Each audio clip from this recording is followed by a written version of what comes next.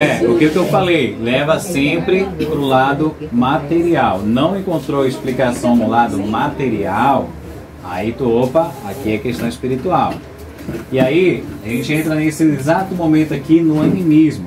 O que são efeitos anímicos, né? Além do que a gente tem propriedade no nosso organismo físico, o animismo ele se manifesta através, seja aí da clarividência, seja através da telecinesia, que é aquelas pessoas que têm o poder de mover objetos, através da telepatia, que também é uma forma que o próprio espírito já angregiou e que consegue ter essas energias dispostas, e através também da doação, muitas vezes inconsciente, das energias que ele carrega, através dos efeitos materiais. Que aí, por exemplo, está havendo fenômenos como esse, a casa é assombrada? Não. Tem espíritos que estão sabendo se utilizar da energia de alguém que alguém está fornecendo para ele fazer esses fenômenos. E aí isso é que a gente fala de animismo, mas também de efeitos físicos, de efeitos de materialização, né? Os poltergeists da vida, que são as batidas do espírito. E aqui é a definição de animismo, tá? O animismo tem relação com os fenômenos produzidos pelo psiquismo do próprio espírito encarnado. Por essa razão emprega-se o nome de animismo, derivado da palavra anime, que significa alma, uma vez que a alma é responsável pelas manifestações, telepatia, telecinesia, sonhos, premonições, intuições e psicometria, que a gente vai tratar o que a senhora falou aí agora. O animismo está ligado aos fenômenos produzidos pelo próprio encarnado, ou seja, quando não há interferência dos espíritos sobre as manifestações. Vocês já estudaram isso aqui, psicometria? Sobre os objetos que tu falou. A Simone tem muito disso aqui, da psicometria. Às vezes tocar no objeto e saber quem foi, quem mandou mensagem ou alguma coisa que estava ocorrendo com a pessoa, né? André Luiz narra isso aqui num dos seus livros chamado Ação e Reação, que ele foi tocar num relógio e conseguiu ver 3 encarnações passadas de algumas pessoas que deixaram esse relógio. O relógio era tão antigo que passou 3 gerações. Então ele narra da situação da energia gerada em torno desses objetos, que presenciaram a história e fatos e como foram construídos e tal. E a gente tem intuições, premonições e sonhos, né? Principalmente pessoas que têm o sonambulismo, é algo anímico, e pessoas que também têm o seu organismo físico projetado para o desdobramento, para a projeção astral. E isso é efeito do próprio espírito, que atua sem a ação do espírito, mas também nesse caso, conforme o desdobramento pode auxiliar com auxílio muito mais fácil de algum espírito doando energia para que a gente possa fazer um desdobramento mais completo e mais consciente. Mas tudo isso aqui é pelo efeito do corpo físico, são propriedades que nós temos inertes no corpo físico, certo? O animismo também se manifesta no momento da comunicação espiritual, no momento em que às vezes eu sinto que estou sentindo a presença espiritual, mas é do meu próprio espírito, e aí ele acaba passando uma comunicação. É ruim, negativo? Depende do teor da mensagem. O que é que o meu espírito está aconselhando? A um médico, a um consulente, a um dirigente. Depende do conteúdo da mensagem. Lembrando que qualquer coisa que nós falamos aqui, vocês sempre vão ter que ter algo em mente. O médium é responsável pela comunicação que recebe. Ele é responsável pela comunicação que recebe. Por que ele é responsável pela comunicação?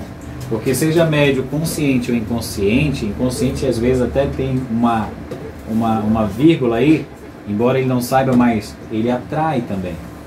Então, qual tipo de comunicação chegou para mim? Qual foi a comunicação que eu passei? Ah, foi uma comunicação falsa, mentirosa, enganadora, foi uma duvidosa, não, foi uma bem elevada. Isso se quer dizer com a sintonia que eu estou também, com a companhia espiritual que eu estou tendo para poder passar comunicações. Então, o animismo ele se manifesta algumas vezes nos processos de comunicação. Às vezes o meu próprio espírito ou uma personalidade do passado que acorda e pode dar uma comunicação. Às vezes utilizando o nome que eu tive na encarnação passada. E isso é estudado por Akasakov. É um cara muito gente boa. E o Ernesto Bozano fala muito também do animismo. Mas aí a gente tem basicamente essas faculdades sendo estudadas, e a própria mediunidade também ela acaba sendo um fenômeno anímico, que ela vai intercambiar com outros espíritos. Animismo é quando é do próprio espírito. Mistificação ou mediunidade com interferência espiritual. Aí aqui a gente vai entender o que é mistificação, tá? Pode falar, né? Essa questão do próprio espírito do encarnado, da comunicação, ela seria como se o médium que está lá dando atendimento, seja lá o que for, fazer a comunicação, ele conseguisse entrar num estado alterado de consciência. Ele desperta uma personalidade do subconsciente dele. É como se ele conseguisse, no momento de uma comunicação, sem que ele estivesse... Ele está tentando concentrar para entrar, entre aspas, com um guia, e ele acessasse uma parte, uma portinha aberta de uma personalidade dele. E aí essa personalidade vem à tona. Mas ele sabe que é... Às vezes, na maioria das vezes ele não sabe. Ele julga que é um espírito. E que pode dar boas referências, boas condutas, muito elevada, de coisas que às vezes até ele desconhece. Por exemplo, nessa encarnação ele não sabe nada de geometria, de química, de matemática. Na outra ele foi um expert. Ele consegue acessar pelo animismo essa portinha e essa personalidade vem à tona. Pode ser uma memória, uma coisa assim. Mas nesse caso, tu acha que poderia acontecer o cara ficar inconsciente, tipo... uma incorporação inconsciente? Muito difícil, muito difícil. Isso acontece no caso do sonambulismo. No caso do sonambulismo, sim. Mas a maioria das vezes, quando ele está consciente, ele julga que é um espírito. Então isso acontece. Porque nós somos diversos departamentos. Então a gente, às vezes, com o nosso subconsciente, que quase não é estudado, a gente tem muitas personalidades.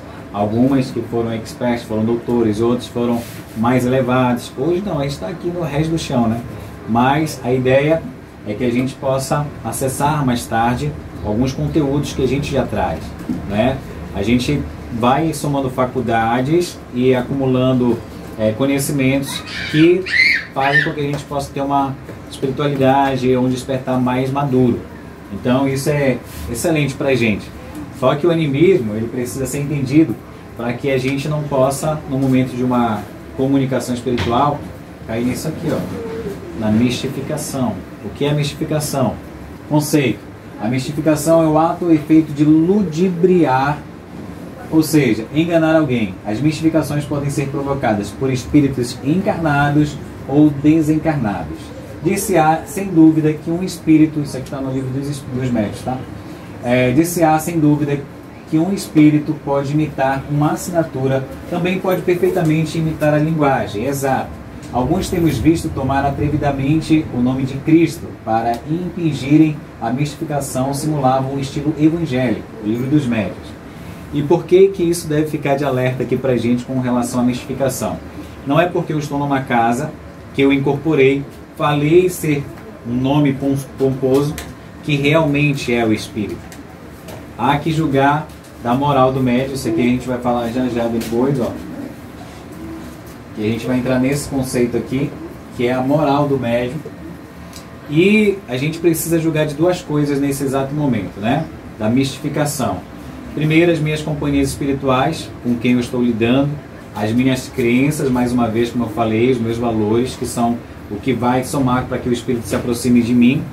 E quarto, a gente precisa saber também se nós no dia a dia enganamos a muitas pessoas. Qual que é a vaidade, o ego e a vontade de se aparecer e de ser atendido no processo da minha comunicação. Incorporei Caboclo Tupinambá. Caboclo Tupinambá está pedindo aqui uma garrafa de cachaça. Ele quer te fazer um trabalho, mas ele precisa primeiro beber metade da garrafa de cachaça. É o Tupinambá? Para quem não conhece, vai falar, o Tupinambá está fazendo um trabalho, ele precisa ativar o ectoplasma do médium com álcool. E aí, a pessoa que não conhece, muitas vezes até os próprios consulentes vão achar que é. Mas às vezes são muitas vezes espíritos de vampiros, ou às vezes até o próprio médium, que enquanto ele está consciente, ele diz não beber. Mas ele se utiliza do nome da entidade para que ele possa fazer as suas vontades. E isso existe há 1000 por aí. Pode falar, amigo. Nesse caso que tu falou, tu pode falar, talvez, uma forma tua, de poder tirar essa tua dúvida, por exemplo, se eu for em um terreiro por aí, que me convidaram. Perfeito. Como que eu posso fazer um teste para saber se aquela... Simplesmente, né? Eu poderia te falar o conceito dos 3 dedos, né? Que a Ari me ensinou uma vez, mas eu não vou te falar isso. A forma mais simples. Quando tu tá com um problema muito sério para resolver, tu vai num bar, procurar ajuda? Não. Tu vai normalmente no hospital com alguém que esteja numa condição melhor que você, certo? Isso eu ouvi, sabe de quem? De Pai Tomás. E um dia eu perguntando para ele, falei, pai, o senhor não se sente assim meio... sei lá, vocês espíritos, né, que são famosos, e tu tem esses nomes aí já conhecidos, se eles não ficam incomodados de outros espíritos utilizarem o nome de vocês, espíritos que bebem, dizem, tá? Não, meu filho. Cada um acredita no que quer. E aí ele usou esse exemplo que eu falei. Quando você está com um problema muito sério para resolver, você vai num bar, conversar com aquelas pessoas que estão no bar? Não. Você vai tentar resolver o problema com alguém que esteja melhor no mínimo que você. Com os espíritos é a mesma coisa. Então, se eu vejo que o espírito tem muitos vícios, bebe, fuma, xinga, chama palavrão, se comporta de forma vulgar, eu vou dar crédito para esse espírito? Por mais nome famoso que ele esteja se utilizando? Isso muitas vezes está incrustado aqui, ó, no pensamento do médium. A maioria acontece da forma como ele aprendeu que o espírito se manifesta. Ah, eu fui numa festa de Jarina, fui numa festa de Mariana, fui numa festa de Maria Padilha, vi Maria Padilha incorporando, e aí eu já coloquei na minha cabeça aqui, pá, Maria Padilha se apresenta assim, Mariana se apresenta assim. Aí eu chego lá, tá tendo um trabalho, desenvolvimento dos médios. Ah, o médio clarividente paga e fala, olha, tem a espírito Mariana, tá aqui próximo. Pronto, já sintonizei com a Mariana. Já estou aqui sugestivamente, estou tentando sentir energia, pá. Reproduzo a mesma situação que eu vi acontecendo lá, naquela primeira casa que eu fui. E só que lá a Mariana bebe, a Mariana fuma, a Mariana chama palavrão, a Mariana xinga. E fala muito de besteira. E aí eu coloco isso aqui na cabeça, Mariana, o espírito se comporta assim. Então, na hora de eu externar o meu pensamento Mariana, incorporado com o espírito, na verdade, só sentindo as vibrações, que o espírito não é isso. Ela vai manifestar tudo o desequilíbrio que o médium tem e trazer aquele processo da mistificação. Então, eu vou dar uma comunicação frívola, falsa.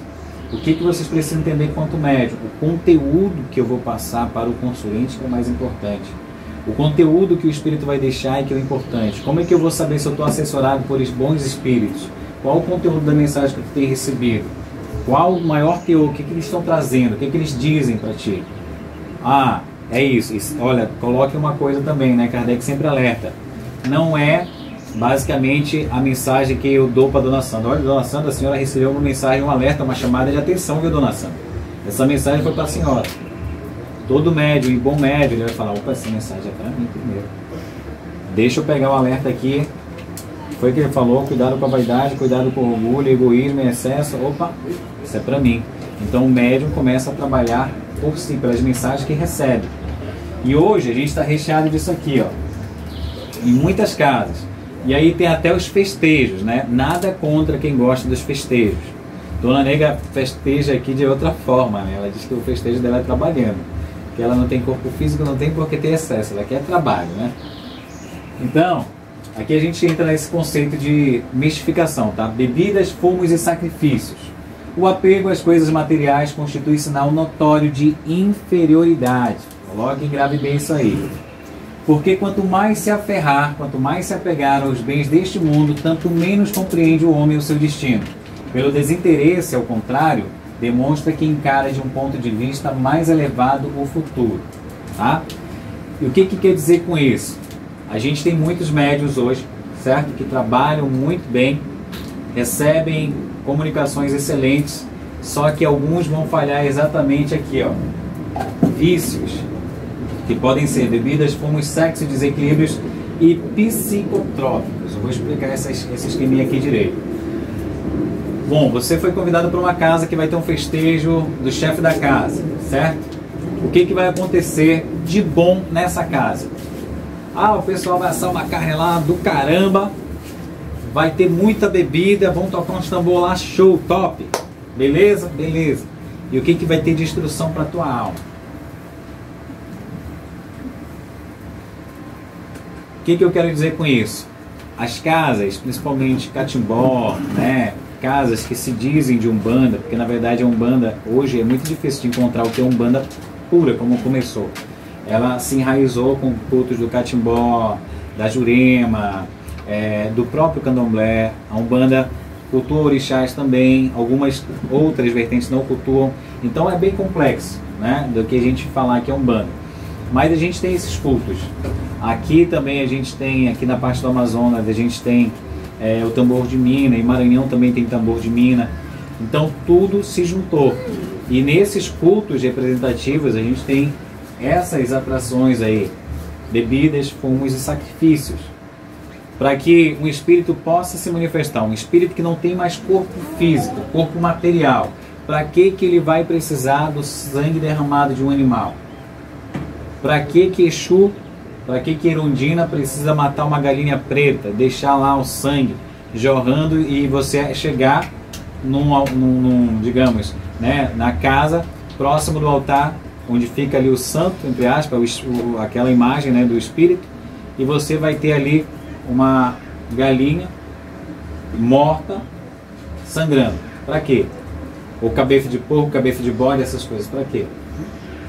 Para que vai alimentar o espírito com isso? Qual que é o fundamento disso? Outra, eu vou para um festejo em que diversos espíritos estarão encarnando nos médiuns, em que vão beber e fumar. E alguns ainda escolhem uísque e cigarros caros, né? Alguns têm que ser mentolado, alguns até charuto. Por quê? Porque tem que provar que é o espírito. Ele é um espírito de verdade, ele é evoluído? Qual o nosso exemplo de médium que nós temos aqui? É o Cristo, não é o Cristo?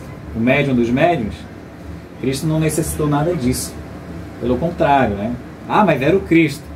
Não, não era porque era o Cristo. Porque ele deixou valores e ensinamentos. Então, a gente hoje recai no erro dos vícios por conta de uma condição, às vezes, cultural e uma condição humana. Muito do que vem se repetindo em algumas casas é muito mais por um fenômeno cultural, porque os pais e mães de santo, às vezes, vai ter a festa do meu caboclo, eu vi o fulano fazendo, eu quero fazer também. Como é a festa lá? Não, eles compram isso, tem bebida e isso fornece para o povo.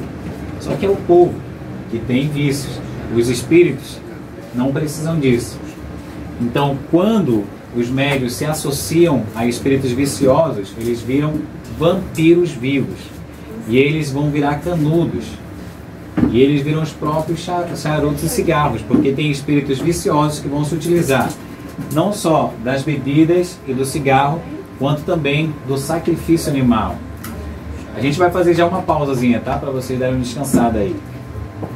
E o que vai acontecer com o sacrifício? Bruno, por que precisa do sangue animal? Quem são os espíritos que se apegam a essa questão do sangue animal, do sangue derramado?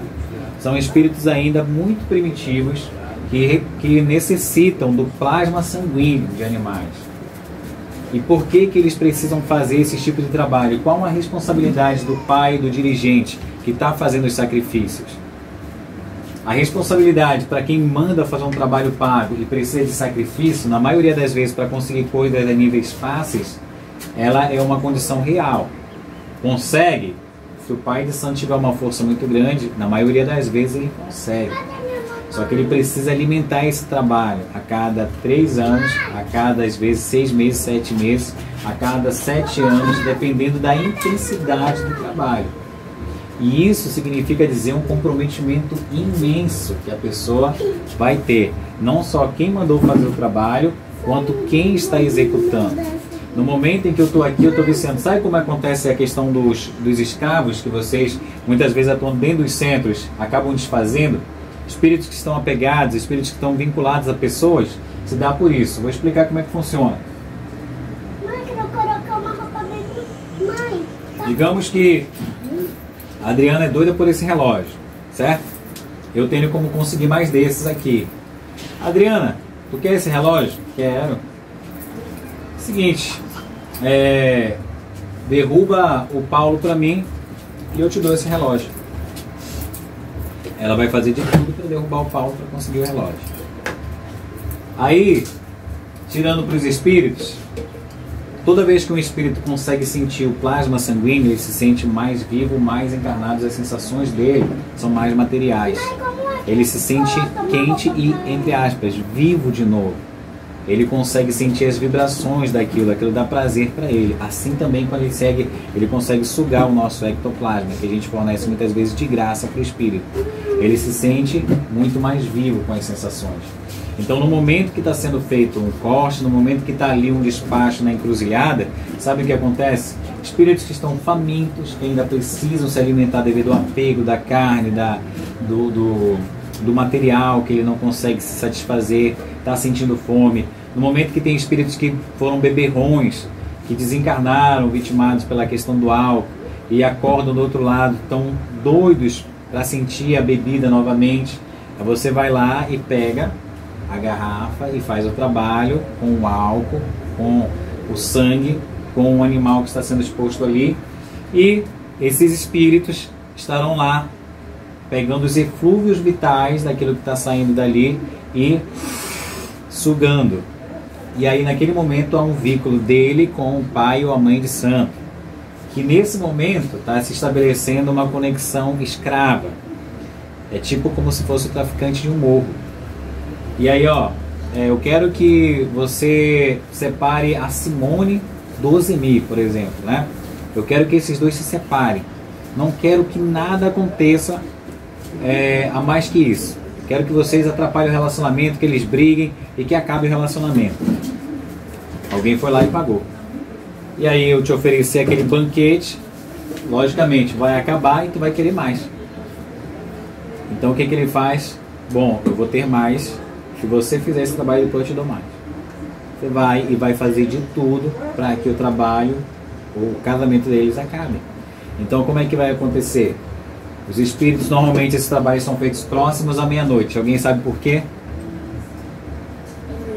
Não só pela energia da noite, mas porque próximo à meia-noite, muitos dos encarnados aqui já estão desdobrados, já estão atuando no plano astral.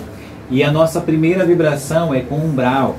A gente não sai daqui e vai para a colônia, vai para uma região bacaninha. A gente vai logo para o umbral, para onde a gente tem mais sintonia, pela carga de encarnado que nós somos. Então, atuando no astral, dependendo da companhia espiritual que eu esteja no momento que ele fala, eu quero que você prejudique fulana ou fulano de tal, ele vai buscar o teu nome, vai pegar teu fluxo energético e vai lá no alvo mental que ele quer atingir. Ah, é a Nani. Beleza, já sei quem é. Aí ele vai e busca o teu histórico. Tem acesso ao teu quadro. Ixi, ela não vai com a cara do Paulo. Já sei como fazer. Relaxa. Vou colocar o Paulo para destruir o casamento deles ali. Vai gerar um ciúme. O namorado vai pensar que é isso e pá. Pronto. Eles conseguem de forma muito simples e fácil. Rapidinho, só para terminar, amigo. E aí, quando eles conseguem executar, olha, o trabalho foi feito, beleza. Para alimentar isso aí, o pai de santo, a mãe de santo vai lá e fornece em gratidão ao trabalho novo sacrifício, novas bebidas, novo derramamento de coisas ali. E aqui os espíritos vão ficando vinculados. Ele vai criando um grupo de espíritos que se associam àquela casa porque tem algo em torno. Só que esses espíritos são escravos. O problema é, depois que esse pai de santo ou mãe de santo desencarnar, é muito ruim para ele. Ele vai se tornar o mesmo escravo que ele foi um dia, por conta do comprometimento. Pode falar, amigo. Só voltar à questão do sangue. Todos estão dizendo que o sangue plasma sanguíneo. O plasma sanguíneo é utilizado para vampirização desses espíritos. E que não necessariamente tem que ser o sangue, poderia ser algum outro, por exemplo, alimento, coisas materiais. Tudo que o espírito possa ter apego. Por que eles estão fazendo isso aí? De repente é negociação. Por exemplo, quem são os espíritos que estão indo aí? Por exemplo, quem precisa desse sangue derramado? Vai pegar espíritos que a gente chama de quiumbas. Espíritos muito primitivos. A maioria deles vinculados à questão do sangue. Alguns assassinos. É como se o sangue tivesse uma falange específica de espíritos que já trabalhassem daquela forma. Perfeito. Para o sangue. Para o sangue. Pegam espíritos ainda muito atrasados, espíritos de canibais, espíritos que gostam de ver o sangue derramando, espíritos que sentem um prazer. Tem algumas culturas aqui, alguém conhece aquela galinha cabidela? Pois é, né? É o sangue que se bebe numa comida. Mas, ao mesmo tempo, assim como você gosta, tem espíritos que gostam também do sangue lá. Então existem algumas culturas que ainda vivem na espiritualidade inferior através do sangue, que é alimentado através do sangue. Tem muitas falanges de espíritos que é alimentado através do sangue. O plasma sanguíneo derramado de um animal. Porém, se vocês pegarem algumas culturas, haviam os sacrifícios humanos, que eram os canibais e outros. Só que esses sacrifícios humanos são espíritos piores ainda. E que alguns deles ainda se manifestam na África. Alguns cultos primitivão que vocês veem aí, né? Que é do que estão no continente africano. Então tem muita magia pesada. E na Índia também. Continuando em relação ao sangue, há exceções nesse caso de espíritos não primitivos que utilizam o sangue para fazer alguma coisa talvez boa? Não. Então, na Umbanda, tudo que se diz, ó, por exemplo, se tu chegar numa casa, vai ferir muita gente, peço perdão, né? A gente não compactua com isso com o derramamento do sangue. Mas toda casa, por mais positiva que ela for nos trabalhos que ela faça de caridade, nos trabalhos de atendimento a consulentes, quando se trata de derramamento de sangue, é impuro. Aí você fala assim, ó, não, isso aí é algo ancestral, que trabalha a ancestralidade, Moisés, Abraão derramou sangue, mas o cristianismo evoluiu. Hoje ninguém mata mais o cordeiro, ninguém mata mais ovelha para estar ali nos cultos. Aquilo que era feito em sacrifício ficou lá no passado. Os cultos africanos, os cultos tradicionais primitivos, eles precisam também evoluir. Por quê? Porque senão a gente vai ficar fazendo o mesmo ato, que é agir contra a vida de um animal. Hoje a gente ainda se utiliza da alimentação carnívora para se alimentar, para viver. Porque, como eu disse, é algo cultural. A maioria da espiritualidade hoje, que ainda mantém esses padrões, é às vezes por nível cultural. E porque às vezes o cara não sabe fazer de outra forma. Só que qual que é o alerta da espiritualidade? Muitas casas hoje estão acordando, graças a Deus, é que há o processo de espiritualização e desmaterialização dos cultos. Eu não preciso de sangue animal se eu posso trabalhar com a água ou com outros elementos. E a gente vai falar disso aí. as ervas. Com as ervas. Por que eu preciso de sacrifício? Imagina que tu pode fazer o mesmo processo, tu pegar, matar, entre aspas, um cabrito, um bode, coitado dos bichinhos, mas tu vai fazer um assado para distribuir numa comunidade carente. Vai ser muito mais proveitoso do que só derramar um sangue dentro de casa e fazer uma questão dessa. Então tu não vai alimentar ninguém, a não ser espírito e viciar espíritos. E a tua companhia espiritual e o mentor dessa casa, infelizmente, cara, está muito comprometido. Todas as casas, infelizmente, que fazem derramamento de sangue, tem espíritos quiumbas, tem espíritos que estão administrando essa casa e que, infelizmente, fazem cargos de sitiamento. A maioria desses caras, dos pais e mães de santo, que fazem esse tipo de trabalho, vão desencarnar por câncer. Vão desencarnar por questões trágicas. Tu pode pegar histórico de várias pessoas que trabalhavam com derramamento de sangue animal. Como foi que fulano morreu? Olha, morreu de forma trágica. De uma doença ruim. É sempre uma coisa ruim, porque aqui no núcleo a gente não trabalha com derramamento de sangue, não trabalha com álcool nem com fumo. Por quê? Porque não necessita. O espírito ele não tem um corpo material. Estou sabendo disso, as energias que ele precisa são espirituais, mas ele pode sim se utilizar da propriedade de alguns elementos, que a gente vai falar, inclusive da cachaça, mas que hoje não é o mais indicado, porque você pode substituí-la. Às vezes, com o processo de asepsia, um caboclo vem, pega a cachaça, coloca na boca, ativa o ectoplasma médium no teu pé, para fazer um processo de limpeza, porque ele está vendo vibriões, ovoides ou alguma coisa no teu pé, larvas, e ele limpa naquele momento. Então, com fogo, às vezes você pode trabalhar com energia ígnea. Baforadas, né? Hoje até não está sendo mais utilizado, por quê? Porque às vezes o consulente ele vem, quer vir aqui no momento de culto, e aí ele vai sair para o trabalho, vai para outro local, e a gente pode fazer de uma outra forma também esse tipo de limpeza. E das alergias também, né? Das alergias respiratórias, entende? Então, isso está dando um processo de espiritualização do culto. É aquela questão, né? Se tem uma forma melhor, mais eficiente, por que não? Por que se prender naquela... Tu vai cair no mesmo erro de uma pessoa fanática que não quer se desprender. Exatamente. Lembra que eu falei no início da questão das crenças? É exatamente isso que acontece. Muitas casas vão apedrejar a gente, depois de eu disparar isso aí, porque elas estão nesse conceito, sabe? eu não me permito ao novo, ao abrir, mas não é preciso. O orixá, por exemplo, que a maioria vai fazer, a maioria dos cultos afros, com o candomblé, eles fazem, algumas casas fazem sacrifícios, né? E eles derramam sangue, eles derramam aí algumas oferendas nas encruzilhadas, nos reinos naturais. E qual que é o problema? Por exemplo, vamos pegar Iemanjá, que é a mais famosa, né? Chega o dia de Iemanjá, todo mundo vai para a praia, leva um monte de barco, um monte de plástico, um monte de coisa para poluir o rio. Que ele vai dar o presente para a mãe dele. Levando um monte de coisa, às vezes deixa lá resto de vela, que ele pode retirar dali para fazer o processo de limpeza. Qual é o maior sacrifício que eu posso dar para Iemanjá? Mãe, minha mãe, trabalha o meu sentimento, trabalha a minha energia aqui nas suas águas, vou lá tomar um banho, vou me benzo ali com ela, limpa os meus caminhos, que eu possa sentir a tua energia de amor se espalhando pelos teus filhos, que eu possa fazer mais a caridade, que eu possa ser mais paciente, que o meu emocional, a minha vitalidade possa estar sempre atuando, que eu possa cuidar da minha saúde, da saúde da minha família. É isso, porque o orixá é uma energia manifestada na natureza, nem é um ser que incorpora. Deus manifestado na natureza. Exato. E o que acontece? As pessoas materializaram o orixá e colocam que o orixá tem necessidade de vaidade, de pulseiras, de colares, de cordãozinho, de champanhe. E aí tu pega a champanhe que tu acabou de dar de presente e joga a garrafa lá, poluindo o reino natural. Assim como o Oxum. Já teve situação até deles jogarem joias e carro. Não tem imagens de pessoas jogando no carro. Então, eu estou respeitando o reino natural? Eu estou ajudando a preservar o planeta? Não.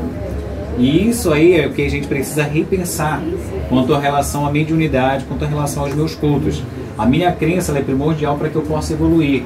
Se eu me prender aqui que eu acho que isso é isso, por exemplo, pega o espiritismo. Não falando mal dos espíritas, mas o espiritismo hoje está um pouco parado dentro de alguns movimentos e não tem quase jovens no meio espírita. Por que não tem jovens no meio espírita? Porque se você, eu quero uma banda de rock lá, que eu quero um rock espírita. Pode ter? Pode. Quem disse que não pode?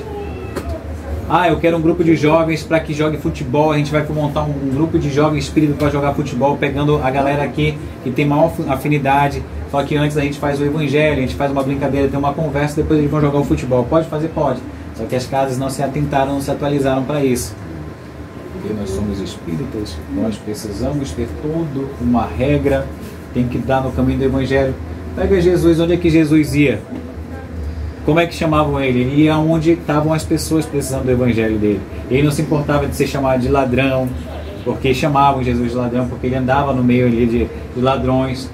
Comilão e beberrão, eu tenho esse título, tá? Comilão e beberrão. Aí, Jesus ia por muitos lugares, só que a gente esqueceu de aproximar Jesus da comunidade. E hoje, o espiritismo está envelhecendo, as casas vão fechar porque não tem jovens que dirijam o trabalho. Porque sempre que surge uma ideia nova, não, nós já fazemos aqui há vários anos, é assim, tu chegou ontem, quer mudar? E mal sabe que aquele jovem que está ali, ele está falando, olha, eu sou a renovação, eu encarnei para isso, eu tenho missões aqui. E você está fechando a minha porta. Como você está fechando a minha porta, eu vou para outra. Onde me abrirem a oportunidade, eu vou trabalhar. Onde é que vai? Vou para a igreja evangélica. E Bruno, tem casa espírita que não permite nem cantar nem a música espírita dentro da casa.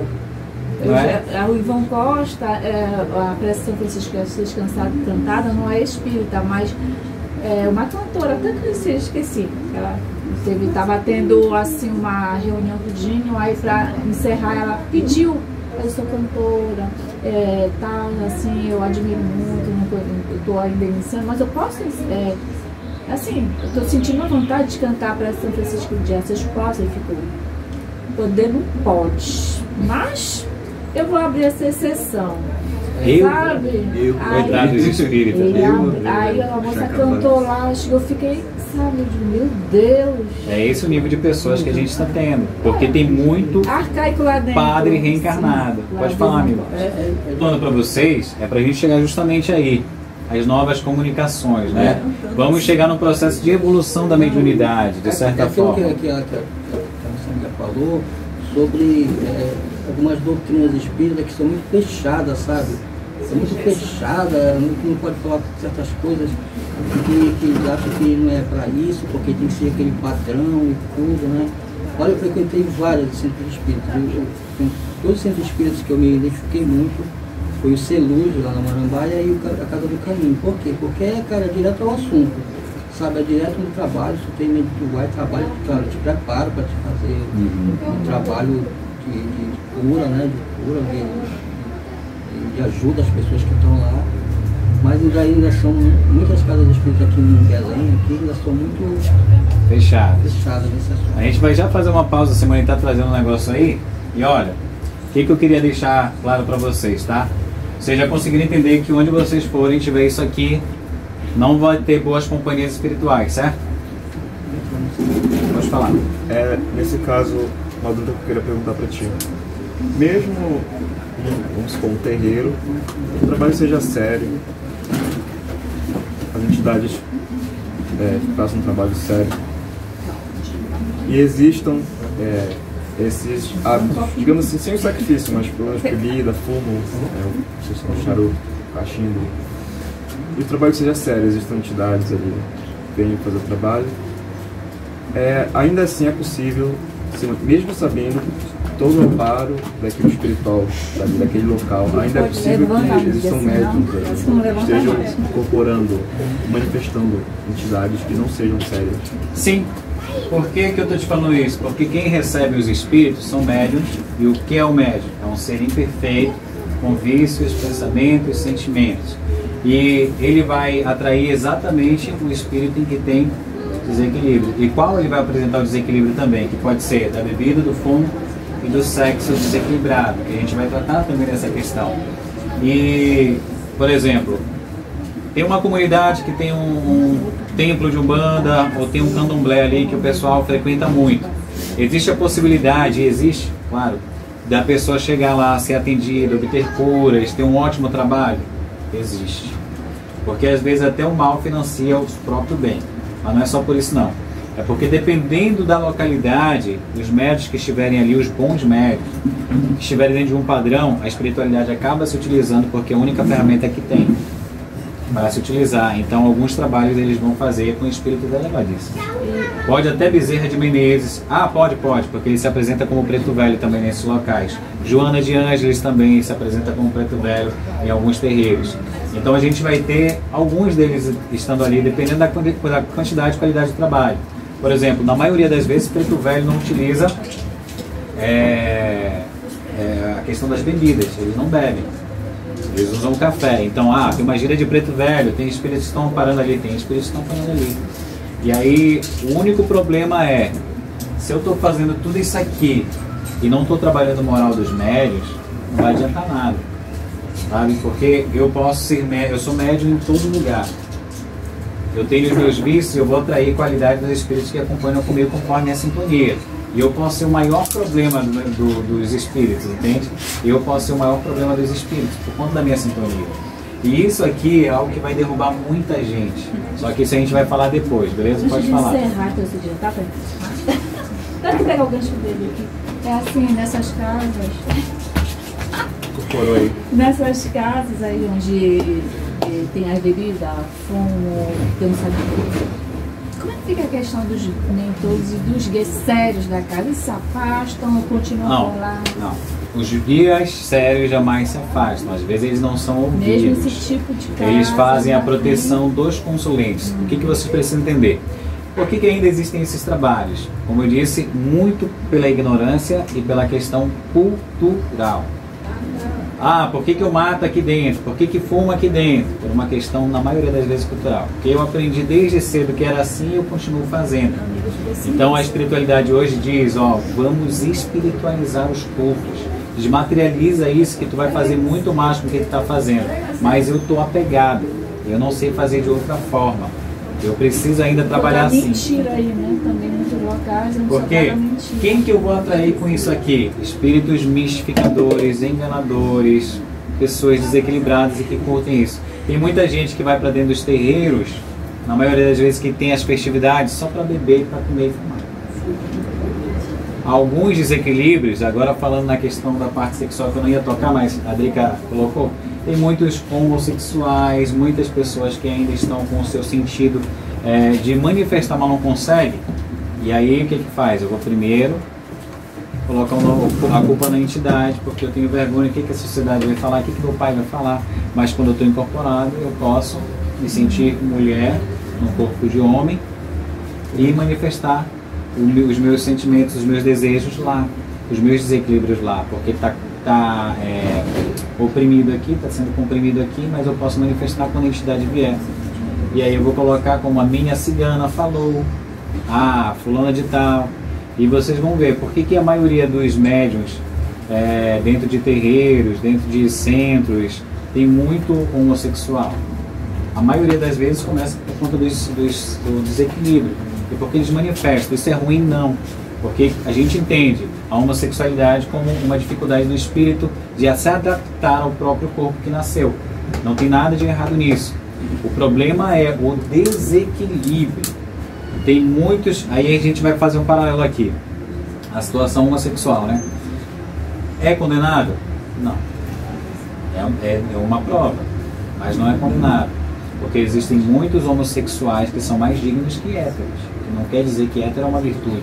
Tem hétero que está batendo na esposa, agride a família, que engana, que trai, enquanto tem homossexual que se afiniza com um ser e quer viver com esse ser pro resto da vida. E ambos vivem juntos dignamente muito bem. Então, está errado a condição? Não. É o amor aos seres. Mas ele vai passar por uma prova? Vai, porque a energia, ela normalmente não casa. Porque existem polos de corpos masculinos e femininos, negativo e positivo. E isso aqui soma-se, isso aqui é energia que se gera para procriar e outros mais. Mas passa uma certa dificuldade.